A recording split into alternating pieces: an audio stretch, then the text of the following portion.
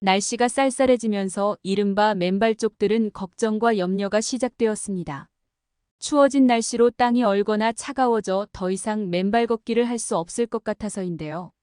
그러나 겨울철 맨발 걷기는 안전수칙만 잘 따르면 오히려 건강에 더 이로운 운동법이 될 수 있습니다.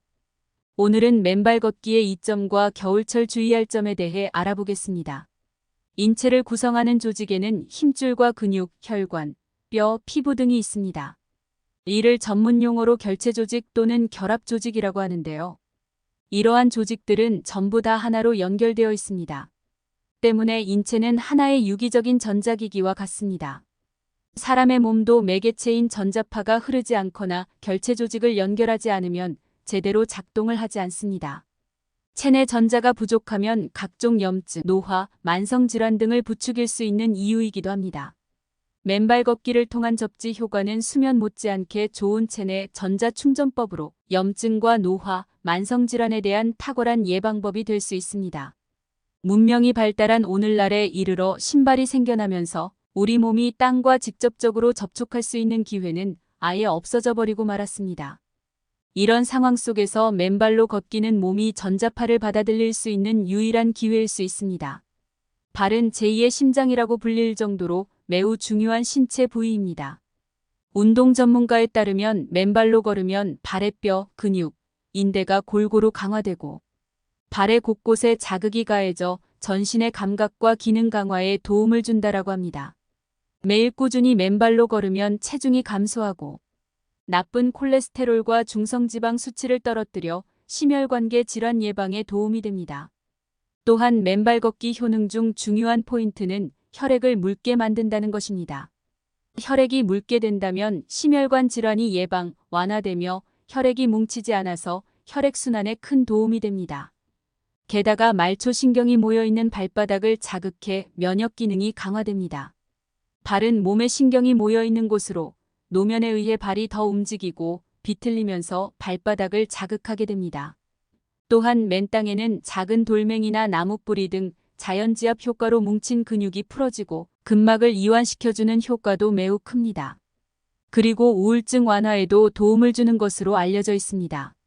숲의 풍경을 보면서 흙의 냄새를 맡고 흙과 작은 자갈 위를 맨발로 걸으며 다양한 감각기관이 자극받아 불안감과 우울감 등이 완화됩니다.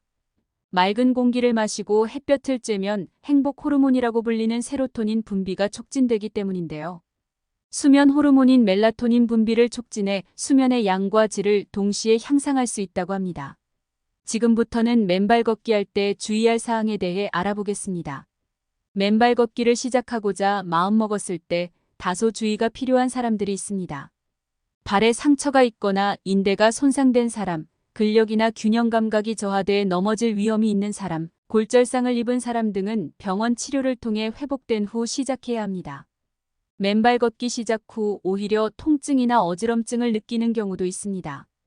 이러한 사람들은 좀 더 부드러운 바닥을 이용해야 하며 걷는 시간을 5에서 10분 정도로 줄여야 합니다. 맨발 걷기를 마친 후에는 발을 관리하는 습관을 들이는 것이 좋습니다.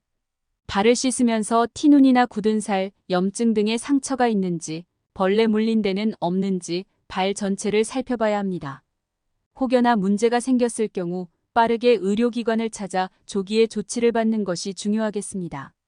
맨발로 흙이나 마사토기를 걷는 것인 만큼 혹시나 모를 파상풍 감염 가능성에도 대비하는 것이 좋습니다. 파상풍균은 피부에 상처가 생기면 몸속으로 유입되는데요.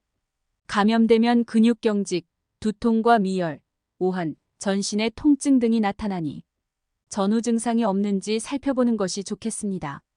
이제부터는 겨울철 맨발 걷기 주의사항에 대해 알아보겠습니다. 겨울철에도 몇 가지 주의사항만 숙지하면 안전하게 맨발 걷기를 할 수 있습니다. 특히 건강을 회복하는 중에 있는 사람이라면 더욱 겨울에도 맨발 걷기를 지속하는 것이 좋습니다. 맨발로 추위에 노출되는 것이 스트레스를 유발할 수 있지만 적당한 양의 스트레스는 오히려 건강한 삶의 필수적인 요소 중 하나가 됩니다. 안전한 수칙만 잘 지킨다면 면역력을 극대화하는 수단이 되기도 합니다. 겨울철 맨발 걷기의 가장 중요한 포인트는 얼마만큼 발을 보호하고 맨발을 노출하는 시간을 얼마나 책정할 것인가입니다. 초보자에게 권장되는 시간은 5분가량이며 이후 체감에 따라 매일 1분씩 늘려가는 것이 좋습니다. 초보자라면 5분도 좋습니다. 괜찮다고 느껴지면 매일 1분이라도 조금씩 늘려가는 것이 좋습니다. 적절한 스트레스 노출 시간은 개인마다 다 다릅니다. 같은 사람이라도 맨발 걷기를 계속하다 보면 그 시간이 점점 길어집니다. 적절한 스트레스 노출 시간은 개인마다 다 다르기 때문에 직접 실천해보고 스스로 판단하는 것이 중요합니다. 겨울 추위에 발 전체를 노출하기보다는 접지 효과를 위해서는 접지 신발이나 접지 양말, 바닥에 구멍을 낸 양말 등을 신어도 맨발 걷기와 비슷한 효능을 지향할 수 있습니다. 걷기 전 전신 운동을 통해 체온을 올리는 등 발을 제외한 나머지 신체 부위를 따뜻하게 유지하는 것도 강조됩니다. 맨발 걷기 전에 전신적으로 어느 정도 몸을 풀어주고 체온을 올려주는 것이 필수입니다. 맨손 체조도 좋고 제자리에서 발목과 다리, 팔과 어깨, 허리 등 다양한 관절 부위를 전체적으로 움직이면서 부드럽게 만들어주는 것이 좋습니다. 그래야 발이 조금 차갑게 느껴지더라도 맨발 걷기를 끝까지 자기 목표대로 잘 완수할 수 있습니다. 겨울철 맨발 걷기는 여름보다 좀 더 천천히 하시는 것이 좀 더 안전합니다. 이번이 첫 겨울철 맨발 걷기라면 더욱 천천히 걸으시기를 바랍니다. 여름에는 근육과 피부가 부드럽기 때문에 작은 돌멩이나 나뭇가지가 상처를 내지 않습니다. 반면 겨울철에는 가벼운 충격에도 더 쉽게 상처가 나기도 합니다. 안전을 위해서 좀 더 천천히 걷고 주변을 잘 살피시기를 바랍니다. 맨발 걷기를 통해 발가락 근육이 강화되는 것과 함께 종아리 근육, 허벅지 근육을 함께 강화한다면 훨씬 더 큰 효과를 볼 수 있습니다. 겨울철에는 맨발 걷기 중간중간 맨몸 스쿼트나 까치발 들기와 같은 하체 운동을 병행하여 발의 자극은 줄이고 하체의 근력을 강화하는 것이 좋습니다.